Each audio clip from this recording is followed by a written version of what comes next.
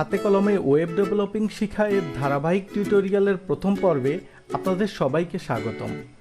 এই পর্বের মাধ্যমে আমরা একজন প্রফেশনাল ওয়েব ডেভেলপার হওয়ার প্রথম ধাপটি শুরু করতে যাচ্ছি।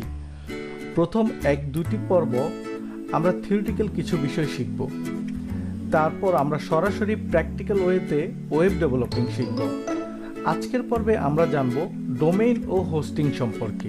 ভিডিওটি শুরু করার আগে অনুরোধ করছি, আপনি যদি এই চ্যানেলে নতুন হয়ে থাকেন তাহলে এখনই চ্যানেলটি সাবস্ক্রাইব করুন।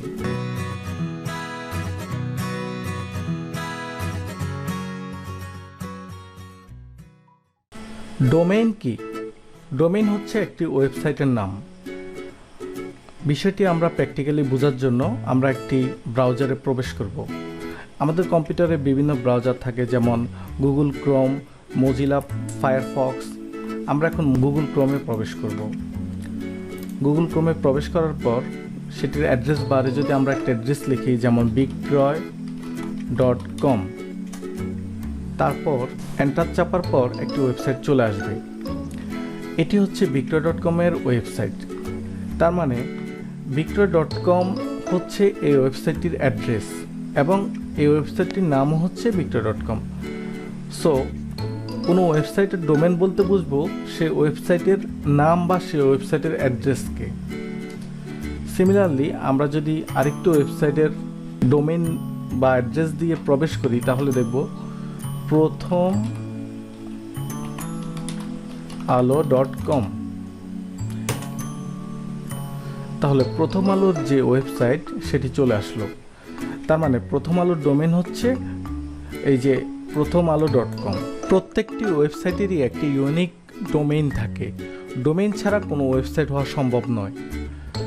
তার মানে আপনি যদি একটি ওয়েবসাইট রান করাতে চান, আপনি যদি নতুন একটি ওয়েবসাইট খুলতে চান, তাহলে সে ওয়েবসাইটের একটি ডোমেইন নেওয়া প্রয়োজন পড়বে। সে ডোমেইন আপনি কোথায় পাবেন? মূলত ইন্টারনেটে কতগুলো ওয়েবসাইট আছে যারা ডোমেইন নেম সেল করে।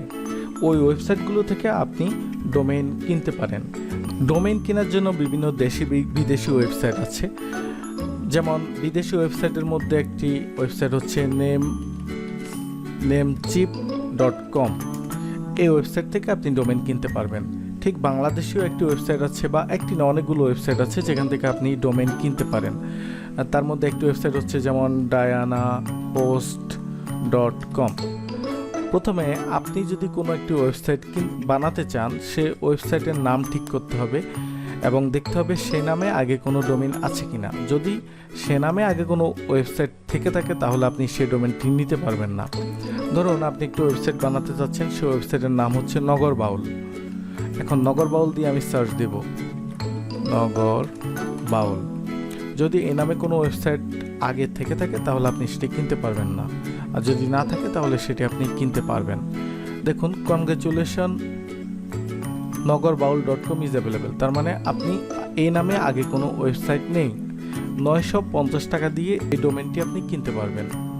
এখন আপনি যদি শুধু নগর দিয়ে সার্চ দেন, দেখুন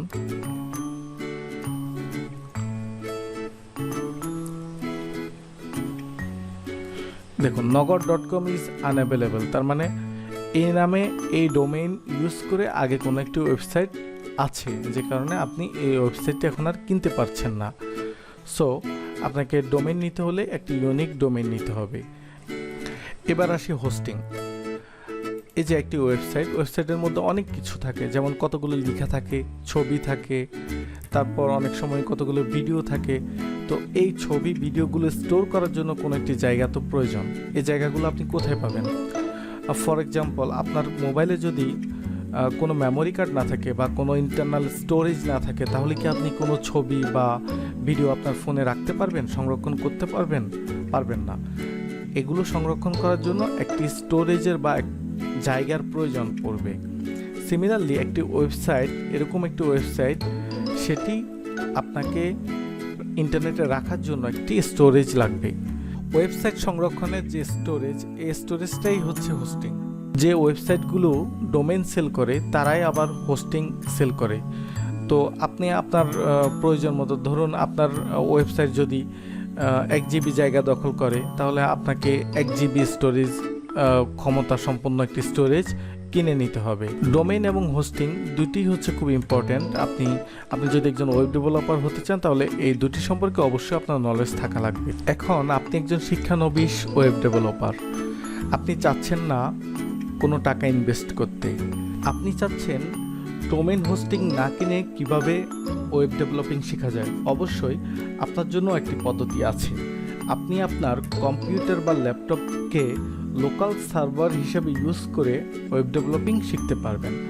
আগামী পর্বে আমরা শেখাবো কিভাবে ডোমেইন হোস্টিং না কিনে আপনার কম্পিউটারকে লোকাল সার্ভার হিসেবে ইউজ করে, হোস্টিং হিসেবে ইউজ করে কিভাবে আপনি ওয়েব ডেভেলপিং শেখা শুরু করতে পারেন। ভিডিওটি ভালো লাগলে লাইক বাটনে ক্লিক করুন এবং আপনার যদি কোনো মতামত বা পরামর্শ থাকে তাহলে অবশ্যই আমাদেরকে কমেন্টে জানান এবং পরবর্তী ভিডিও দেখার আমন্ত্রণ জানিয়ে এখানে ভিডিওটি শেষ করছি।